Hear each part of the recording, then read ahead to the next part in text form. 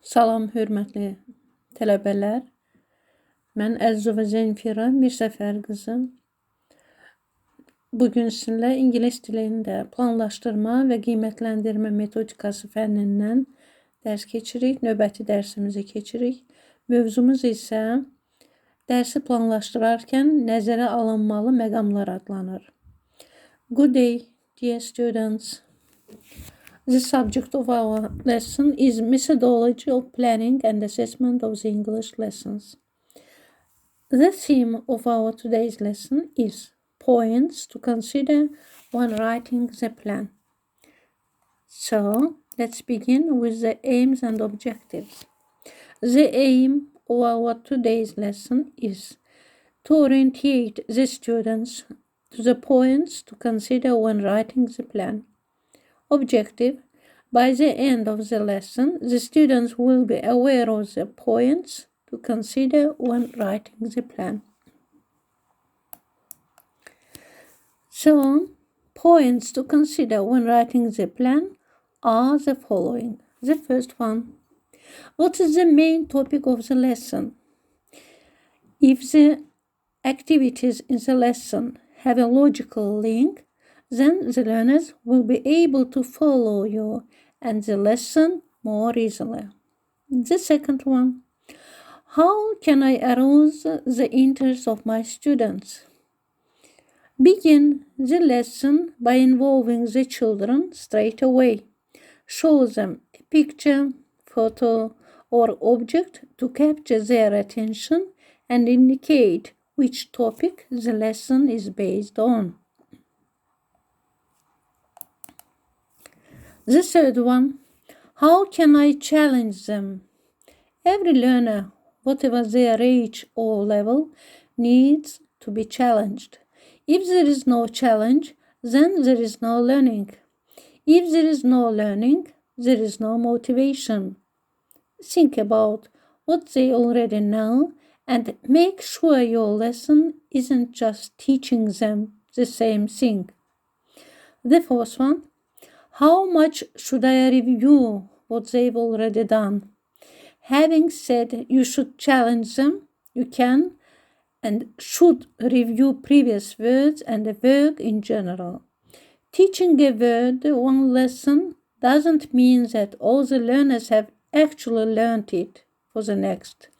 Incorporate previously taught language in new situations to give the learners more practice. So, the fifth one: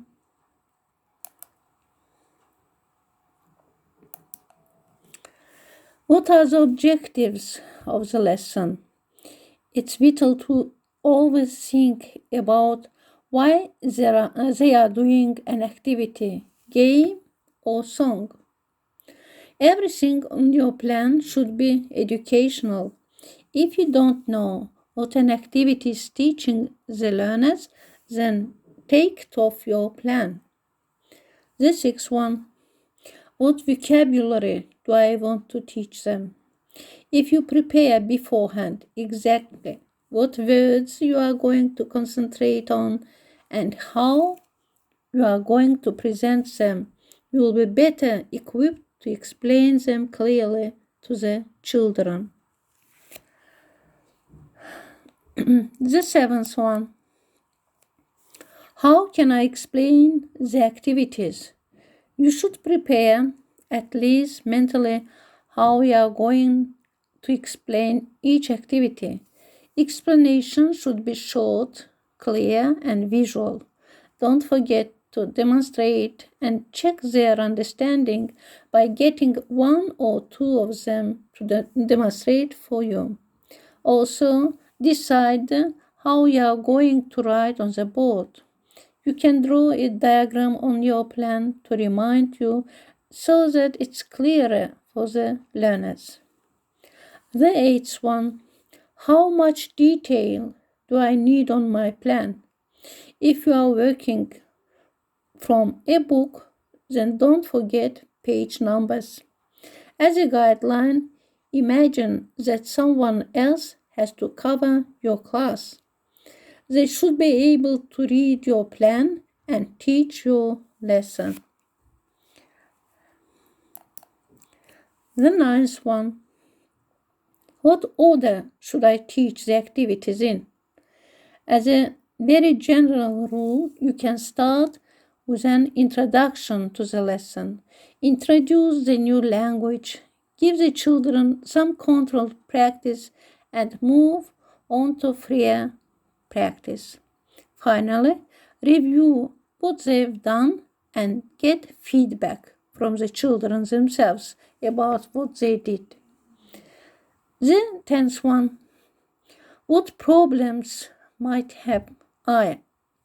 If you are not sure if an activity will work, if you think it's too hard or too long, then take time before the lesson at the planning stage to think about how to resolve any problems that could arise. Problems could be activity related or timetable related, student related, or even teacher related. Taking those extra minutes when planning to think about possible solutions could avoid you having a disastrous lesson.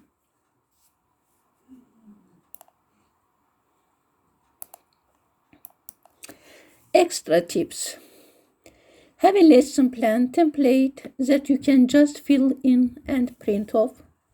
Have your plan to hand at all times during the lesson. Tick the activities that worked well as you done them. Make any extra comments at the end of the lesson about what worked and what didn't to help you plan your next lesson. Plan a series of lessons that are linked to the same theme to have coherence to your lessons. Have extra activities ready just in case they finish early. This can be for both mid-lesson for quick finishes or at the end of the lesson if your plan is shorter than you imagined.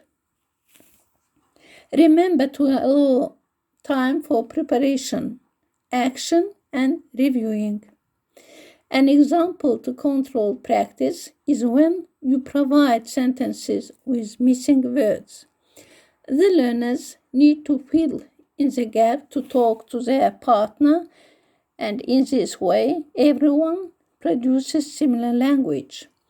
Freer practice is when you set up the situation, for example, meeting someone new, and you let the children decide on their own role-play language using what they know and what they have recently learned. You will probably do more freer practice with all the primary learners than the younger learners, ones who have limited language at their disposal. So, checklist of what to include to your every lesson. Materials, objectives, procedures, estimated time for each activity, explanations, board work, page numbers if you are working from the textbook, extra activities, follow-on activities, lesson evaluation, what you would do differently next time or what went well. So, thank you for your attention. Goodbye.